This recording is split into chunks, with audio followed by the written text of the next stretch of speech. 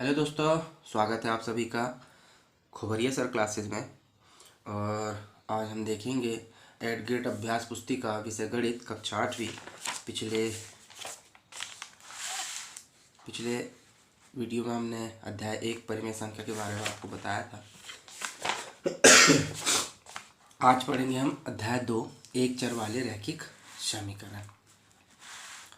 तो आइए देखते हैं एक चर वाले रैखिक समीकरण, जिसमें कुछ नियम निर्देश दिए हुए हैं। आइए उनको हम देख लेते हैं।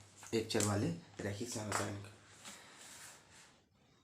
यदि मैं आपसे कहूं कि मेरे दिमाग में एक संख्या है और आप बताओ कि वह संख्या कौन सी है, तो आप शायद सोच में पड़ जाओगे।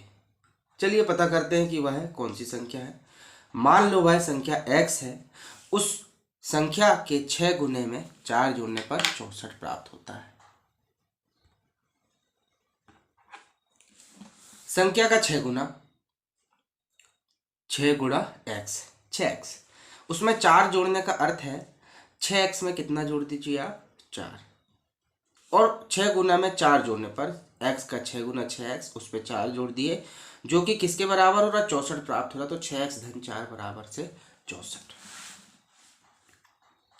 इस प्रकार जो 6x धन 4 बराबर 64 प्राप्त हुआ है, वह क्या कहलाता है, समीकरण कहलाता है। और इसमें एक चर है। x y के जो मान रहते हैं या x y जो होता है वो आपका कहलाता है चर, ठीक है, जो कि अनिश्चित होता है। और ये जो संख्या दी हुई है, जैसे 6x धन 4 बराबर 64, ये 4 जो कहलाएगा, क्या कहलाएगा, अचर कहलाएगा। और अचर का मान जो रहता है निश्चित होता है, चर का मान निश्चित नहीं होता है। जिसमें एक x चर है, समता बराबर का चिन्ह है। समता है चिन्ह समीकरण को दो पक्षों में डिवाइड करता है, दाया पक्ष और बाया पक्ष, राइट हैंड साइड और लेफ्ट हैंड साइड। दाया पक्ष के व्यंजक का मान बाया पक्ष के बराबर होता है। अब इस प्रकार समीकरण को हल कर उस संख्या को ज्ञात करें। दिया हुआ है 6x धन 4 बराबर 64।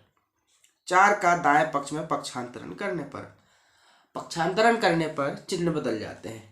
4x यहाँ धन का है तो पक्षांतर करेंगे तो ऋण में जाएगा। तो 6x का 6x, 64 का 64, ये धन 4 ऋण 4 हो गया। 64 में 4 गए 60। अब 6 का भाग 60 में दे देंगे, ठीक है। तो 6 का भाग 60 में दे देंगे तो कितने बार जाएगा, 10 बार जाएगा, ठीक है बेटा। जो संख्या मैंने सोची थी वह संख्या अब क्या है, x। जो संख्या हमने सोचा हुआ था वह संख्या हो गई है अब x। हमने देखा कि समीकरण में x का मान समीकरण 10 में रखने पर दोनों पक्ष क्या हो जाते हैं, बराबर हो जाते हैं। x का कोई अन्य मान भी समीकरण को संतुष्ट नहीं करता है। चलिए आइए देखते हैं। अतः हम यह कह सकते हैं कि समीकरण में चर का वह मान जो समीकरण को संतुष्ट करता है उस समीकरण का हल कहलाता है। बताइए इस में से कौन से समीकरण हैं और कौन से नहीं। बॉक्स में हाँ या नहीं लिखिए। 17 बराबर से x धन 10।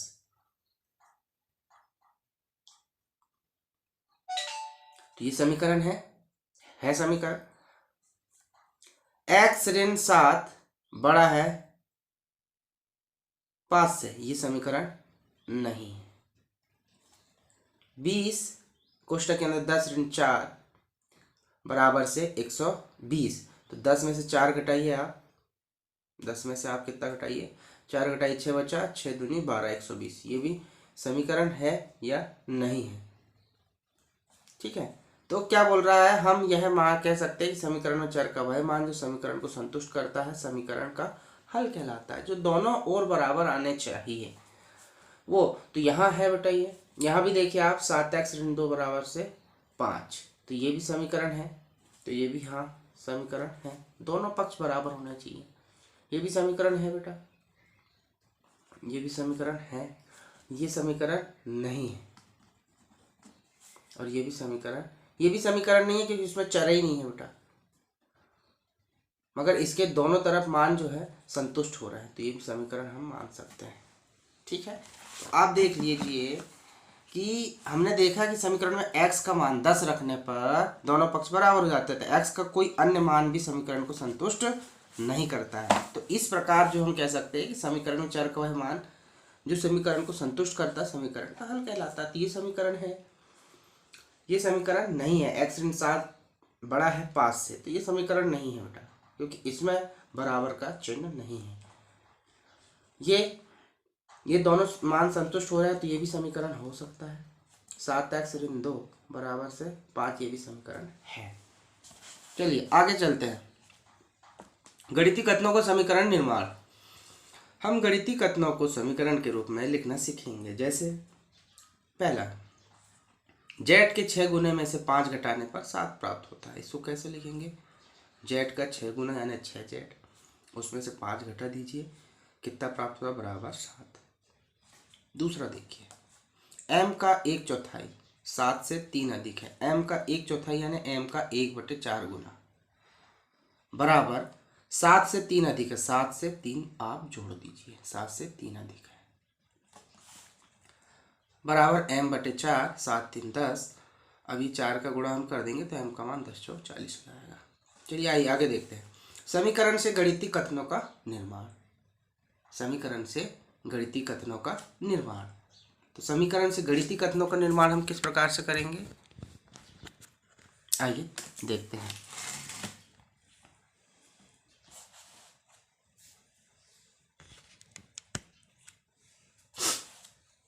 जैसे 2x ऋण 3 बराबर से 7, तो इसको क्या बोलेंगे हम? कैसे प्रश्नों का निर्माण करेंगे, कथन का निर्माण?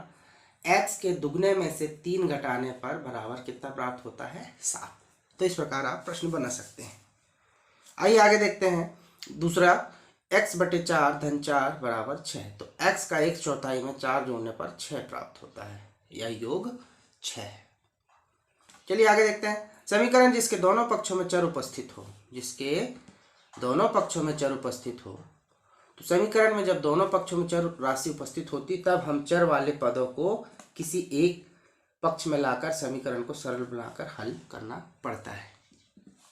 ठीक है, तो देखिए अब जैसे यहाँ उदाहरण में दिया हुआ 5x धन के 8, 5x धन के 8 बराबर 12 धन के 3x। तो 5x 3x का पक्षांतर कर लीजिए, तो धन का 3x इधर ऋण में हो जाएगा। 12 ऋण का धन का 8 पक्षांतर करेंगे तो ऋण का 8 हो जाएगा। 5 में से 3x गए 2x, 12 में से 8 गया 4। अब 2 का भाग दे दो 4 में, 2 दूनी 4, तो x का मान कितना हो गया? 2 प्राप्त हो गया। अब हम गणित की पुस्तक पाठ्य पुस्तक अध्याय 2 एक चर वाले रैखिक समीकरण पर कार्य करेंगे, साथ ही कुछ प्रश्नों को हल करेंगे। आइए देखते हैं। चलिए, तो अब यहाँ विकल्प दिया हुआ है। प्रश्न है x के, पहला प्रश्न, x के तिगुने और 12 का योग 32 है। x का तिगुना यानी 3x और 12 का योग, तो इसमें आप जोड़ दीजिए 12, जिसका योग कितना प्राप्त हो रहा है? 32। अब ये वाला समीकरण है पहला, तो आप इस समीकरण को आप लिख देंगे 3x धन 12 बराबर से 32। अब ये ए वाला ऑप्शन सही है, तो हम ए वाले गोले को यहाँ पर काला करेंगे। ठीक है, चलिए आगे देखते हैं। प्रश्न क्रमांक 2, 3x धन 2 बराबर से 13 का मान है। 3x धन 2 बराबर 13 का मान, तो हम क्या करेंगे? यहाँ पर 3x को यहीं रहने दीजिए, 13 को भी वहीं रहने दीजिए। धन 2 का पक्षांतर करेंगे तो ऋण 2 में हो जाएगा, तो 13 ऋण के कितना हो जाएगा? 2। तो 3x, 13 में से 2 गएगा 11 बचेगा। फिर x का मान आ जाएगा आपका 11, 3 भाग में है तो 3 गुणा में है x के साथ, तो भाग में, तो 11/3 हमारा उत्तर होगा। तो ये डी वाला जो हमारा उत्तर सही होगा, x बराबर से 11/3। अब ये डी वाला हम गोला काला कर देंगे। इसमें ये डी वाला हमने गोला काला कर दिया। अगला प्रश्न, प्रश्न क्रमांक 3, निम्नलिखित में से कौन सा समीकरण है? 15 बराबर से 5 धन के 2x, ये है समीकरण। 15 बराबर 5 धन 7, ये बराबर नहीं है, ये भी नहीं है। 15 छोटा है 5 धन 2x से, ये भी समीकरण नहीं है। 15 बड़ा है 5 धन 2 से, ये भी नहीं है। तो पहला वाला हमारा समीकरण सही होगा। 15 बराबर से 5 धन के 2x। तो ए वाला आंसर सही होगा। तो हम ए वाले गोले को काला कर देंगे। ए वाले गोले को हमने काला कर दिया। चलिए चलते हैं अगले प्रश्न की ओर। प्रश्न क्रमांक 4 देखिए। समीकरण ax धन b बराबर 0 में x का मान है। आपको x का मान ज्ञात करना है। तो आप देखिए, सबसे पहले तो ax को यही रहने दीजिए, b का पक्षांतर करिए। तो b का पक्षांतर करेंगे तो ऋण का भी हो जाएगा, क्योंकि धन भी है, पक्षांतर करेंगे दूसरे पक्ष में तो ऋण भी हो जाएगा। अब a x के साथ गुणा है, a x के साथ गुणे में है, पक्षांतर करेंगे तो भाग में जाएगा, तो ऋण b बटे a। अब ये हमारा आंसर होगा। अब ये कहाँ पर दिख रहा है x का मान, ऋण b बटे a, ये d वाला आंसर। तो d वाला आंसर हमारा सही होगा, ऋण b बटे a, यानी d वाले गोले को हमको काला करना है। आइए देखते हैं प्रश्न क्रमांक 5। प्रश्न क्रमांक 5 इस प्रकार से है, 3x धन 5 बराबर से x ऋण के 2। अब इसका सरलतम रूप लिखना है।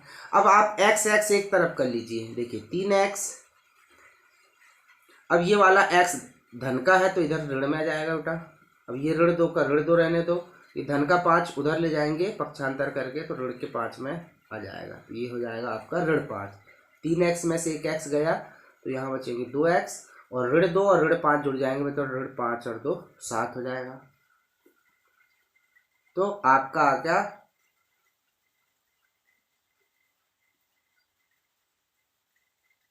अब इसको 2x और ये ऋण 7 का भी इधर पक्षांतर कर दिए, तो 2x धन 7 बराबर इधर कितना बचा 0। तो ये हमारा सी वाला आंसर सही होगा। सी वाला आंसर हमारा सही होगा। चलिए आगे चलते हैं। तो यहाँ हम लिख देंगे इसको सी वाला ऑप्शन, 2x धन के 7 बराबर 0, और सी वाले गोले को हम काला कर देंगे। चलिए चलते हैं अगले प्रश्न की ओर। अगले प्रश्न में बोला है, हल कीजिए 5x ऋण 3 बराबर x धन 2। तो हम इसको हल करते हैं, तो हम इसको लिखेंगे 5x ऋण 3 बराबर x धन के 2। अब हम x और x एक तरफ ले लेंगे, तो ये 5x, ये x जो दिया हुआ है आपको, x का हम क्या करेंगे पक्षांतर करेंगे। क्या करेंगे, x का पक्षांतर करेंगे। तो 5x का 5x, ये धन का x है, इधर का हो जाएगा ऋण के x में। अब ये आ गया 2। अब ये ऋण 3 है, इसको पक्षांतर करेंगे दूसरे पक्ष में, तो ये हो जाएगा धन का 3। जब भी हम पक्षांतर करते हैं तो दूसरे पक्ष में जाने पर हमारे चिन्ह बदल जाते हैं। तो 5x का 5x, ये धन का x है, इधर आ जाएगा ऋण का x, 2 का 2, ऋण का 3 पक्षांतर करें, धन का 3 आ गया। 5 में से एक x गया, कितना बचा 4x, और 3 और 2 कितना होता है 5।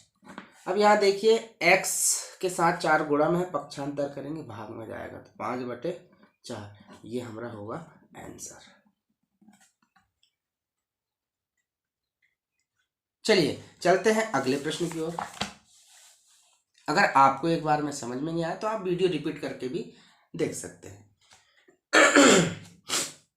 प्रश्न क्रमांक 7, समीकरण में z का मान ज्ञात कीजिए। तो ये भी सेम क्वेश्चन है। देखिए 4z ऋण के 2 बराबर 6 धन के 2z। तो z एक तरफ ले लीजिए, 4z धन का 2z का हम पक्षांतर करेंगे तो ऋण के 2z में जाएगा। फिर ये 6 ऋण 2 का पक्षांतर करेंगे तो ये जाएगा धन का 2। तो 4z में से 2z गए तो बचे आपके 2z, और 6 और 2 कितने हो जाएंगे 8। काट दो, 2 1 कम 2, 2 चौक 8। तो z का मान कितना आ गया आपका 4, और ये हमारा आंसर होगा। चलिए चलते हैं अगले प्रश्न की ओर। 8वां प्रश्न, z ऋण 2 ऋण 1/5 z बटा 2 ऋण 1/5 बराबर z बटा 3 धन 1/4। आइए इसको हम हल करते हैं। तो पहले हम क्या करते हैं, जेड जेड वाले को एक साथ हम ले लेते हैं। तो ये देखिए जेड बटा कितना है 2, ठीक है। अब ये जेड बटे 3 धन का है, इधर पक्षांतर करेंगे तो जेड बटे 3 आ गया, बराबर से 1/4। अब ऋण 1/5 का पक्षांतर करेंगे तो धन का 1/5 जाएगा इधर, ठीक है।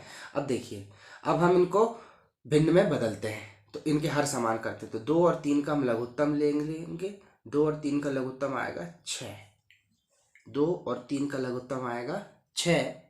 2 का भाग देंगे 3 में, 6 में 3 बार जाएगा, 3 का गुणा ऊपर जेड से करेंगे तो ये आ गया 3 जेड, ऋण का ऋण।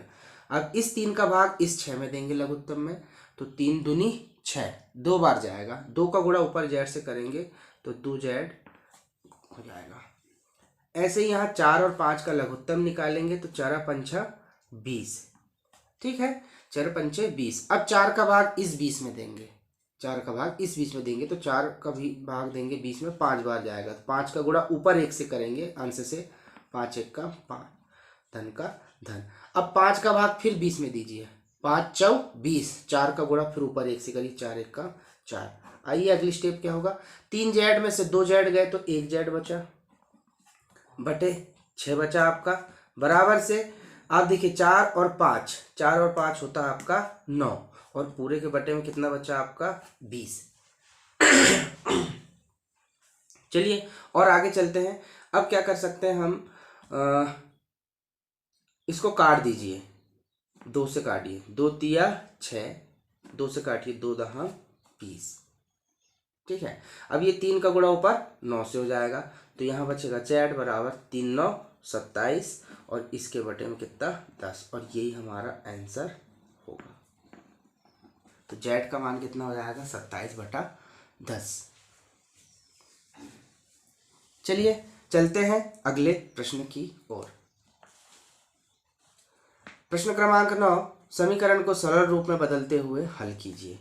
तो प्रश्न क्रमांक 9 आपको दिया हुआ है 3, कोष्टक के अंदर t माइनस के 3 बराबर से 5, कोष्टक के अंदर 2 धन 1। चलिए अब ये 3 का आप गुणा करिए, 3 का गुणा करिए कोष्टक में, तो 3 का गुणा t से करेंगे तो 3t होगा, 3 का गुणा 3 से करेंगे तो ऋण के 3 तिया 9 हो जाएगा, 5 का गुणा 2 से करिए तो 5 दूनी 10t हो जाएगा, और 5 का गुणा आप 1 से करेंगे तो 5 1 का 5 हो जाएगा, ठीक है। अब ये 3t और 10t एक तरफ ले लीजिए, 9 और 5 एक तरफ आप ले लीजिए, ठीक है। तो ऋण ये 3t, अब ये 10t धन का पक्षांतर करेंगे तो ऋण का 10t हो जाएगा, 5 का 5, ये ऋण का 9 पक्षांतर करेंगे धन का 9 हो जाएगा। देखिए अब ऋण धन 3t और ऋण 10, तो घटाएंगे तो ऋण के 10 में से 3 गए 7, टी बचेंगे ऋण के, क्योंकि चिन्ह बड़ी संख्या के सामने का। 10 और 5 कितने होते हैं 15। अब यहाँ पे देखिए 7 टी के साथ गुणा में पक्षांतर करेंगे तो काय में जाएगा भाग में, तो टी बराबर से जाएगा ऋण के 15/7। अब ये ऋण आपका इधर लग जाएगा, ठीक है। तो ये टी का मान कितना आ गया ऋण 15/7, ये आपका उत्तर होगा। चलिए देखते हैं प्रश्न क्रमांक 10। प्रश्न क्रमांक 10, x बराबर से 2/5, कोष्टक में x धन के 10। तो सबसे पहले इसको आप सही भिन्न में आप चेंज कर लीजिए, 5 का गुणा आप x से कर दीजिए, इस 5 का गुणा x से कर दिए तो 5 दूनी 5x का 5x। अब 2 का गुणा अंदर करेंगे, 2 का गुणा x से करिए तो 2x, 2 का गुणा आप किससे करिए 10 से, तो 2 दहा 20,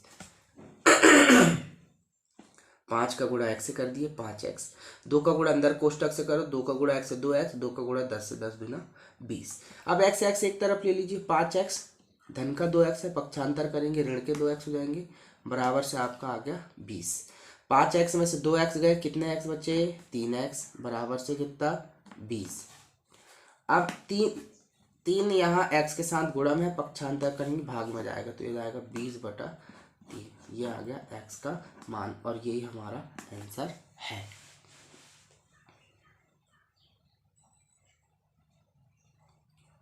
चलिए चलते हैं अगले प्रश्न की ओर। प्रश्न दिया है हुआ है आपका m माइनस के m माइनस 1/2 बराबर से 1 ऋण के m माइनस के 2/3। तो आप 2 का m में गुणा कर दीजिए, 2 का m से गुणा कर दीजिए, 2m हो गया ऋण के m माइनस के ऋण 1 और पूरे के बटे 2। तो हमने इसको सही भिन्न में बदल लिया, 2 का गुणा m से कर 2m ऋण का ऋण m माइनस के, तो कोष्टक में लिख दीजिए पूरे के बटे 2 बराबर। ऐसे यहाँ 3 का गुणा 1 से कर दिए, 3 1 का 3, ये ऋण लगा इसलिए कोष्टक लगा दीजिए m माइनस के 2 और पूरे के बटे कितना जाएगा 3। चलिए आगे चलते हैं।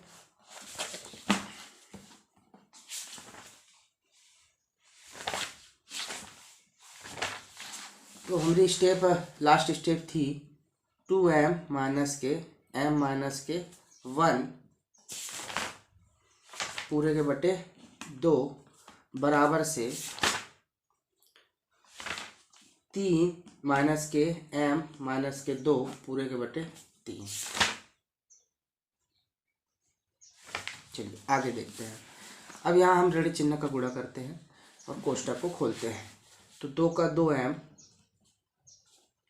ऋण m ऋण ऋण धन और ये 1 पूरे के बटे कितना 2, 3 यहाँ गुणा कर ऋण चिन्ह का ऋण m ऋण ऋण धन 2 पूरे के बटे कितना 3। अब 2m में से 1m गया तो 1m बचा, तो m धन के 1 पूरे के बटे 2 बराबर से 3 और 2 कितने हो जाएंगे 5 माइनस के m पूरे के बटे कितना 3।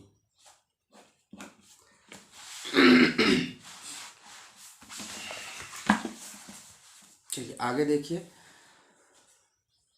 अब यहाँ आपका बचा हुआ है m धन 1 बटे 2 5 ऋण के m बटे 3। अब ये तिर्यक गुणा मारी, 3 का गुणा इधर कर दीजिए और 2 का गुणा इधर कर दीजिए। 3 का गुणा करिए m में तो हो जाएगा 3m धन 3 का गुणा 1 से करिए 3 1 3 एकम 3।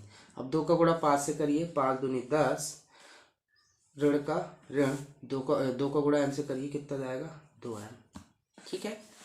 अब इसके बाद देखिए 3m और 2m एक तरफ ले लो, 3m ऋण का 2m है, पक्षांतर करेंगे धन के 2m आ जाएंगे, फिर 10 का 10 धन 3 है तो इधर आ जाएगा आपका ऋण 3। 3m और 2m कितने m हो जाएंगे 5m और 10 में से 3 के कितने बचेंगे 7। 5 गुणा m के साथ तो पक्षांतर करेंगे तो भाग में जाएगा, तो 5 आ गया आपके 7 के बटे में। और ये हो गया हमारा आंसर।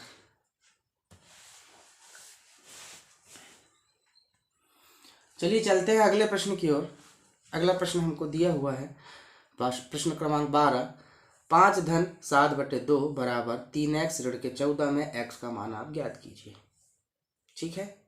तो पहले इसको आप सही बटे में सही तरीके से आप इसको जमाएंगे भिन्न में। तो 5 का गुणा 2 का गुणा 5 से करिए, 5 दूनी 10x धन के 7 पूरे के बटे आएगा आपका 2 और बराबर से है 3x ऋण के 14। तो यह जाएगा आपका 10x धन के 7। अब ये 2 का गुणा इधर कर दीजिए आप पूरे, तो 2 का गुणा 3 से भी और 14 से होगा, 3 दूनी 6x ऋण का ऋण 2 14 28। ये 2 का गुणा इधर पूरे इस समीकरण से करना है। ठीक है। अब x x एक तरफ ले लीजिए, ये 10x, ये 6x धन का पक्षांतर करेंगे ऋण में जाएगा, बराबर में बचे ऋण के 28, 7 धन का पक्षांतर करेंगे ऋण में जाएगा, 6 में 10 में से 6 गए 4x बचे और ऋण 28 और ऋण 7 जुड़ जाएंगे तो ऋण कितने हो जाएंगे 35। ऋण के कितने हो जाएंगे 35 और 10 में से 6 गए 4, तो x का मान हो जाएगा ऋण के 35/4। ये हमारा आंसर हुआ। चलिए आइए कुछ अंतिम सवाल और देखते हैं। प्रश्न क्रमांक 13 देखिए आप, f का मान ज्ञात कीजिए।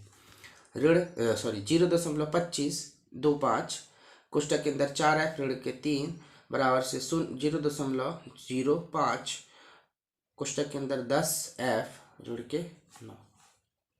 आइए 0.25 का गुणा करते हैं 4 से, तो हो जाता है 25 चौ 100 25 चौ हो जाएगा कितना आपका 100। तो यहाँ जाएगा आपका 1.00। 25 का गुणा 4 से करेंगे तो ठीक है, और 25 का गुणा 3 से करेंगे तो 25 दिया हो जाता है कितना, ये एफ आ जाएगा है ना। 25 0.25 का गुणा 3 से करेंगे तो आएगा 0.75। चलिए ऐसे ही गुणा करेंगे।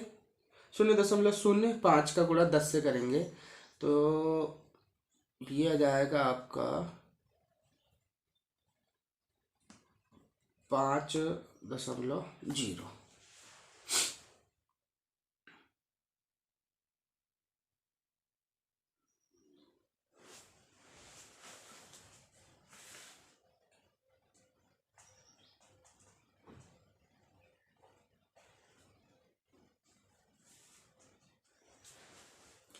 ये आएगा आपका 0.5। 0.05 का गुणा 10 से करेंगे 0.5 आएगा एफ। ठीक है, अब फिर ऋण, अब 9 का गुणा हम करेंगे 5 से तो ये आ जाएगा कितना, 9 5 45 और 2 के बाद दशमलव, तो ये जाएगा 0.4 और 5। चलिए एफ अब हम एक तरफ ले लेते हैं तो यहाँ बचा है आपका 1 एफ माइनस के यहाँ आ जाएगा आपका 0.5 एफ, ये है 0.45, ऋण 0.75 का पक्षांतर करेंगे तो धन में जाएगा 0.75। अब 1 से घटाएंगे आप 0.5 तो आपका बचेगा 0.5 बचेगा। ठीक है, 1 से घटाएंगे 0.5 तो 0.5 बचेगा। अब देखिए ऋण धन 0.75 में से ऋण 0.45 घटाएंगे। ठीक है, तो 5 में से 5 गया 0, 7 में से 4 गया 3 और ये दशमलव और ये 0। ठीक है, तो आपका बच्चा 0.5 एफ बराबर से 0.30।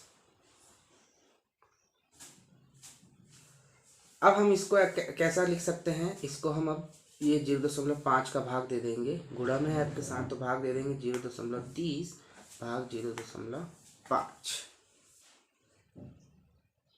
तो 0.30 में 0.5 का हम भाग देंगे तो ये हो जाएगा आपका कितना,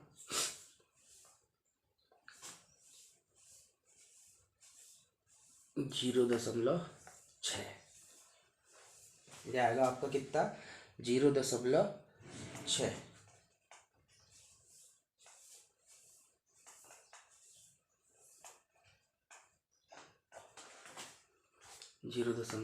ये हमारा उत्तर है।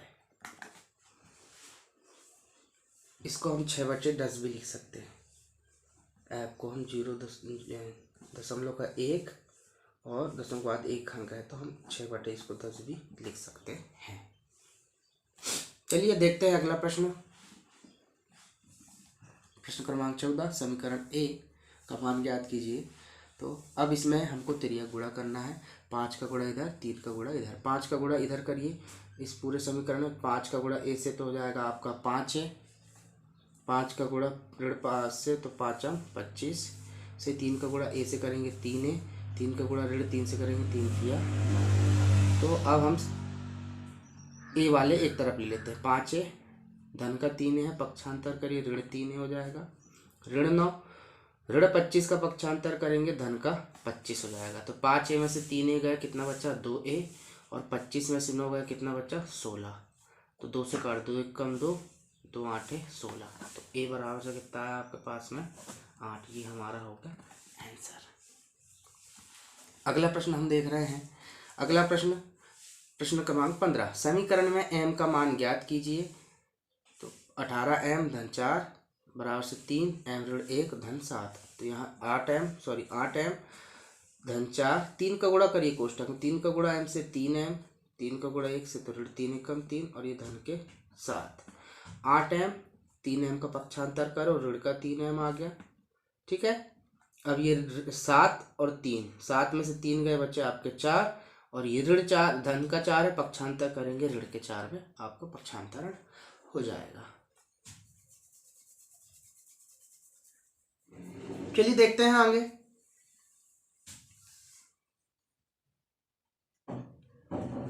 तो तो ये 8 में से 3 गए, कितने m बचे, 5 m बचे, 4 में से 4 गए 0।